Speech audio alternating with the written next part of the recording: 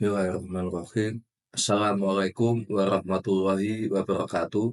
Sebelumnya, saya memperkenalkan diri. Nama saya Bambang Sudarmanta, Manajer SDP Otomotif ITS. Pada kesempatan ini, saya ingin menyampaikan produk dari SDP Otomotif ITS, yaitu berupa HCU ya, Hybrid Control Unit, yang diterapkan pada sistem hybrid dengan penggerak motor listrik dan internal combustion engine. Kendaraan listrik sendiri itu sebetulnya ada 4 macam, yaitu kendaraan listrik yang berbasis baterai atau disebut dengan baterai electric vehicle (BEV), kendaraan listrik yang berbasis hybrid murni, jadi dia tidak dapat di-charging dari luar, kendaraan listrik yang berbasis plug-in hybrid, kendaraan listrik sistem hybrid yang bisa di-charging dari luar, dan kendaraan listrik yang menggunakan penggerak fuel cell. Jadi di sini kita coba kembangkan kendaraan listrik sistem hybrid. HCU memiliki peran yang penting untuk mengatur sumber energi yang digunakan untuk menggerakkan kendaraan. Nah, di sini kita coba teliti, kita coba kembangkan sistem HCU yang nantinya bisa memudahkan, mengoptimalkan kinerja daripada sistem hybrid tersebut. Jadi untuk memudahkan dalam mempelajari tentang kendaraan listrik berbasis hybrid ini, kami mencoba untuk menciptakan simulator untuk sistem hybrid ya, HCU ya. Jadi diharapkan nanti dengan simulator ini masyarakat atau siswa-siswi SMK, SMA yang ingin mempelajari tentang kendaraan listrik berbasis hybrid ini bisa lebih mudah. Jadi simulator HCU ini nantinya bisa diperagakan dengan sistem penggerak motor listrik, sistem penggerak ICE, ya internal combustion engine, dan kombinasi dari keduanya. Produk ini merupakan hasil penelitian yang didanai dari program HETI ADB tahun 2023-2024.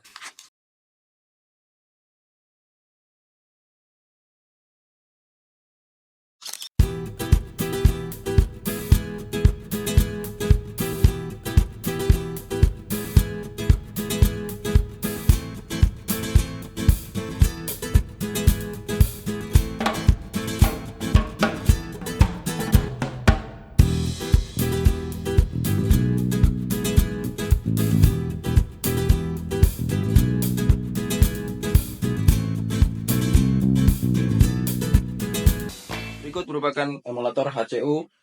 Untuk komponen-komponen yang ada pada emulator ini, yang pertama ada HCU, ada emulator VVVF, emulator BMS, emulator DC-DC, kemudian ada emulator master control, ada HMI untuk menampilkan data yang diterima atau dikirim oleh HCU. Kemudian ada relay yang mewakili kontaktor BPK dan DCK untuk catenary dan baterai.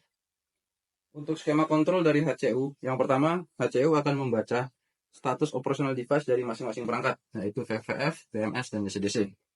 Kemudian ketika tidak ada error dari ketiga perangkat berikut, maka tampilan pada LCD akan menampilkan tulisan BMS O, VVF O, ataupun DC-DC O. Namun ketika terdapat error pada masing-masing perangkat tersebut, maka tulisan O akan berubah menjadi X atau silang. Setelah pembacaan status operational device, HCU akan membaca data-data yang dikirimkan melalui protokol komunikasi CAN bus yang telah disepakati sebelumnya. Untuk emulator VVF, data yang dikirimkan oleh VVF itu dapat berupa torsi, kemudian kecepatan, kemudian ada status operational device. Kemudian untuk BMS, data yang dikirimkan tegangan sekitar 488 volt, arus sekitar 16 volt, kemudian SOC 87% dan temperatur sekitar 51 Celcius. Kemudian untuk data yang dikirimkan oleh DC-DC itu ada tegangan output, arus output, tegangan input, dan arus input.